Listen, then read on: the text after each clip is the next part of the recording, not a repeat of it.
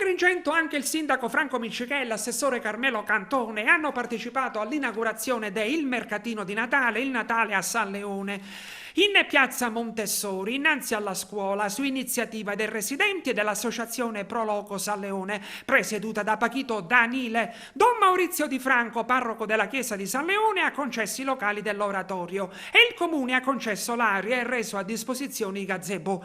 La Pro Loco ringrazia per partecipazione e collaborazione la parrocchia di San Leone, il negozio Fiabesco, il comune di Agrigento, il consigliere comunale Fabio La Felice e il protagonismo civico dei giovani residenti a San Leone. Ognuno, afferma, con la propria specialità ha contribuito a rendere speciale il Natale. Il mercatino di Natale tra prodotti alimentari e di artigianato, tra luminari e addobbi natalizi, si svolge in contemporanea con la rassegna Natale a San Leone il 16 e 17 dicembre e poi dal 21 al 23.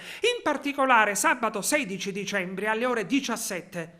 18:30, laboratori ed esperienze per bambini con Pasta Activity e Oana Giardino dell'Infanzia, solo su prenotazione, e un flash mob della Casa delle Musical.